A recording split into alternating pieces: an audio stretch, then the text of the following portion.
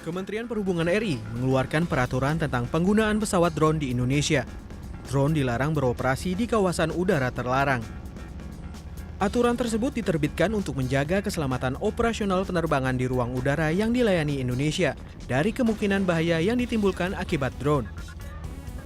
Keselamatan penerbangan intinya adalah bagaimana drone ini nanti kalau sudah beroperasi banyak, apalagi ukurannya bertambah besar, ini hazardnya besar sekali untuk keselamatan.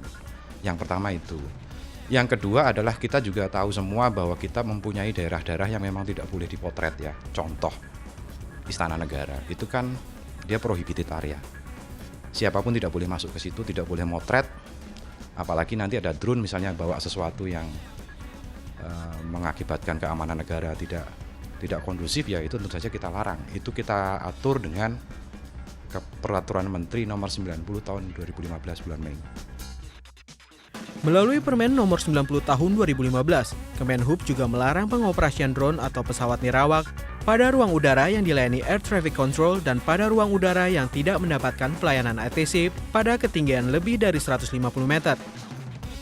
Untuk menerbangkan drone di atas ketinggian 150 meter, operator wajib mendapat izin dari unit navigasi penerbangan Kemenhub selambat-lambatnya 7 hari sebelum pengoperasian. Apabila melanggar aturan tersebut, dapat dikenai sanksi sesuai Undang-Undang Nomor 1 Tahun 2009 tentang penerbangan, yakni denda 1 miliar atau hukuman maksimal 3 tahun. Demi kepentingan negara, pemerintah memberikan izin drone beroperasi untuk patroli batas negara, patroli wilayah laut negara, dan pantauan cuaca. Belakangan ini penggunaan drone semakin populer di masyarakat. Drone biasanya digunakan untuk pengambilan gambar, pemetaan, hingga hobi. Karena perkembangannya semakin meningkat, maka pemerintah perlu mengeluarkan peraturan agar tidak berbahaya dan merugikan orang lain. Tim Liputan, Metro TV.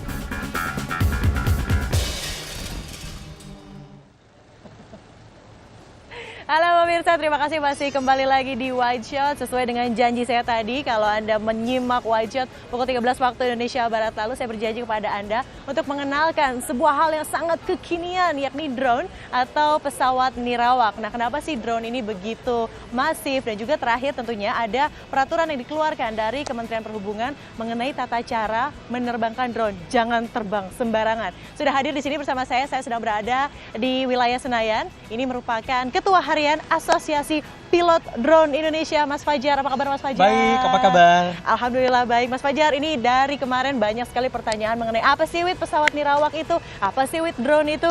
Nih coba lihat nih pemirsa, saya ingin melihatkan kepada Anda. Tada! Ini adalah dia. drone jenisnya multicopter. Multicopter? Yang paling populer. Yang paling populer. Ini benar-benar yang dari tercanggih sampai terkuno atau gimana nih? Oh iya, semuanya sebenarnya menggunakan teknologi canggih. Teknologi kekinian ya? Betul, karena di dalam mereka tuh ada sebuah otak.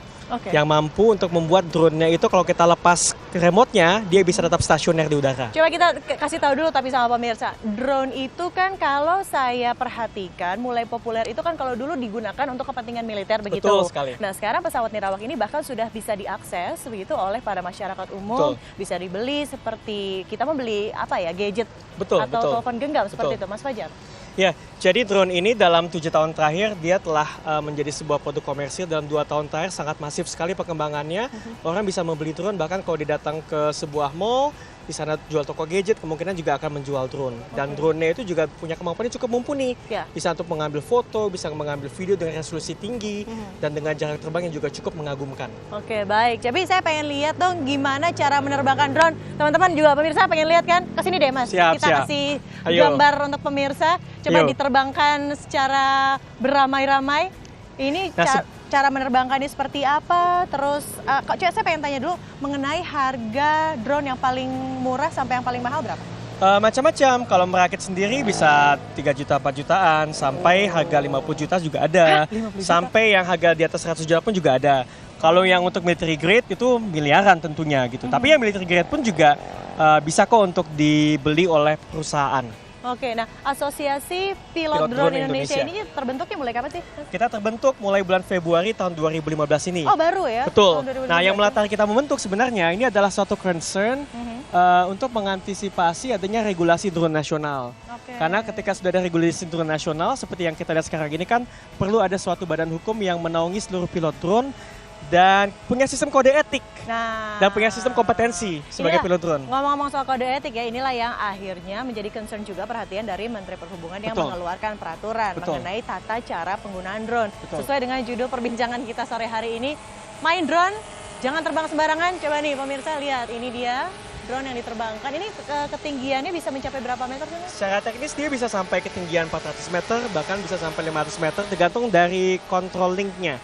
Controlling. Jadi ketinggian vertikal dengan ketinggian horizontalnya itu ya kira-kira kalau untuk jenis Phantom 2 Vision Plus sampai sekitar 800 meter maksimal. Kira-kira seperti itu. Oke, 800 meter maksimal. Ya. Berarti kan range-nya cukup tinggi ya? Cukup tinggi, betul. Oke. Boleh lihat remote-nya nggak teman-teman? Satu remote yang saya pengen lihat remote-nya ini Ya. kan tentunya sebagai alat navigasi yang kita... Betul. Ini kayak main game nggak sih? Oh enggak. Coba kita Jadi lihat. di remote ini ada teknologi canggihnya Mbak. Oke. Teknologi Ya, canggihnya ini. maksudnya operasinya kayak main game gitu Oh, kan. ya. Bentuknya Mirip-mirip seperti lah ini, ya. Bentuknya seperti ini. Tapi mesti kita tegasin Mbak, menggunakan drone itu bukan mainan. Drone Betul. adalah bukan mainan karena drone merupakan alat yang membantu pekerjaan manusia. Alat yang membantu Pekerjaan pekerjaan manusia, manusia. betul. Selama ini hobi drone sampai akhirnya membuat Asosiasi Pilot Drone Indonesia. Manfaat-manfaatnya kan kalau saya tahu, saya sebagai wartawan tentunya untuk kepentingan jurnalisme begitu kan. Nah, untuk kebutuhan sehari-hari sih seperti apa sih, Mas? Begini Mbak, drone itu kalau di APDI ada teman-teman kami yang merupakan pilot drone profesional. Mereka menggunakan drone sebagai bagian dari mata pencahariannya. Ada pilot drone yang semi profesional, mereka menggunakan drone tapi untuk mendukung mata pencahariannya. Misalnya, mereka menggunakan drone untuk menginspeksi pipelines di industri oil and gas. Mereka menggunakan drone untuk mengecek pembangunan jalan tol. Mereka menggunakan drone untuk mengecek arsitektur landscape dari sebuah proyek tata kota. Nah, tapi ada juga menggunakan untuk kepentingan hobi.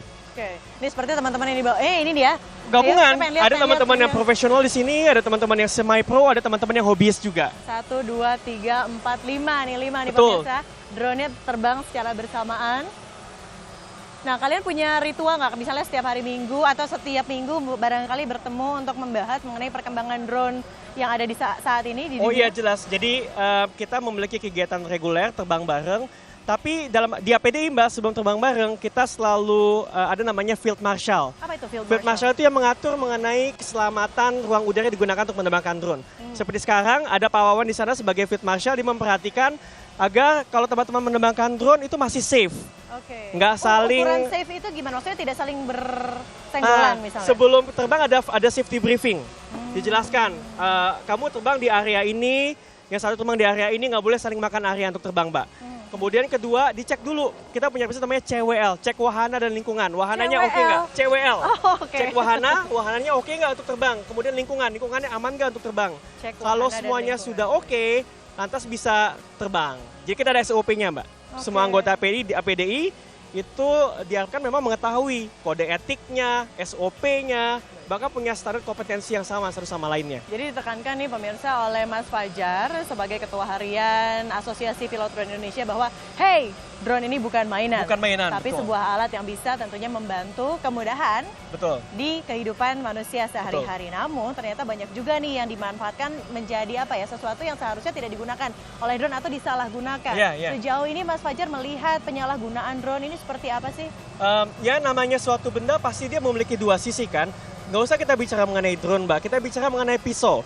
Pisau itu bisa di tangan seorang chef yang handal, dia bisa menciptakan sebuah masakan yang sangat lezat. Baik. Tapi di tangan seorang maniak, dia bisa menjadi alat untuk membunuh.